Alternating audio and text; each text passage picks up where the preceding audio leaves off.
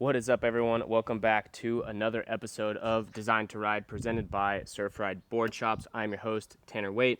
I am a content creator, a big wave surfer, and a mechanical engineer.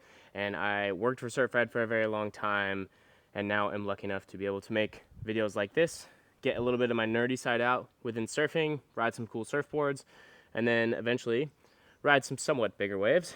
And today, we've got a board that honestly, at this point, doesn't even need an introduction.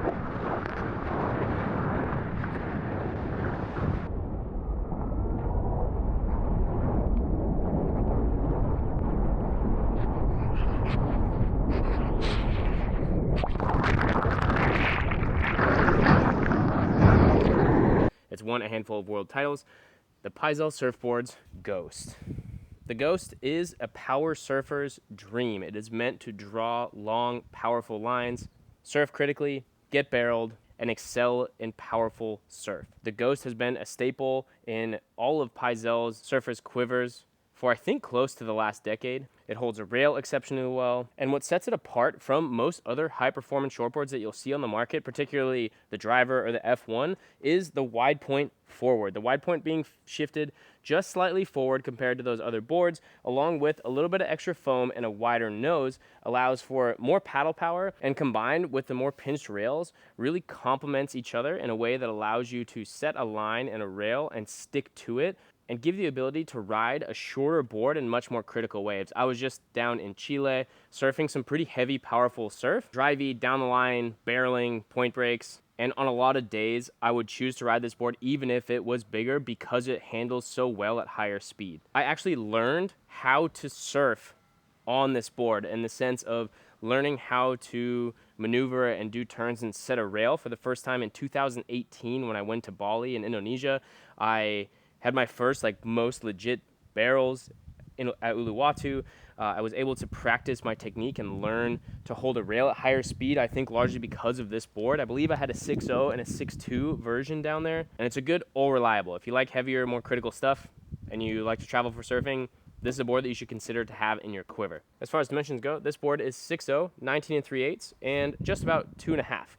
It has a pretty mellow rocker profile for a board built for more critical surf, a round pulled-in tail, again to allow for maximum control at higher speeds. As somebody who has almost exclusively ridden twin fins for the last year and a half, this is the first shortboard I've ridden consistently, and it was fun and fast and lively, but it was interesting to note the change in my surfing over the last year after riding only twin fins and then coming back to a true high-performance shortboard. I found my style is much smoother and seemed to be complemented okay with this board when it comes to surfing on waves. When projecting over the foam ball or getting barreled, I had full confidence in the way the board was going to handle, which again just goes to show how well it performs. You don't need me to be telling you that. We've all seen John and Margaret River. This is a board that is built for advanced and expert surfers. If you are an intermediate surfer, I don't know if this is the board I would recommend for you. You could certainly blow this up and get a little bit of extra foam and fun out of it. But personally, there's plenty of other options, and you can check some of our other reviews here that would be better for you. But if you are in that upper level intermediate to advanced and expert surfer and you are looking for a very good high performance surfboard you can take with you on any trip all over the world, this is it. It's not the only option out there that can cover that, and I would argue that you should do this with a twin fin. However, when it comes to thrusters, if you'd like those and you like riding them, especially if you like riding futures, this is certainly the board you're going to want to look at. The fins I rode in this board, I started with the Futures Vector 3.2, I believe, and I didn't like it. It was really stiff. I think it was the fins. I didn't really like the fins. I wanted to show them, but I sold them. And I switched to my trusty old R6 medium template. It's got a good amount of rake, good amount of base, good drive, hold, and matches my surfing style. Maybe if I was surfing a beach break, I'd throw in the Pivot series. However, overall, go with the R6. You're not going to regret it. And when it comes to waves and quality of waves that you should be aiming to surf with, that this board is going to excel with, lowers might not be it. It's a little bit soft. It will perform well, but it really excels in the bigger, more powerful surf like you see John at log cabins or at Margaret River, or down in Chile at some of the big heavy point breaks, surfing Punta Lobo, something where you've got a lot of speed. The wave has some power. You can really lean into it.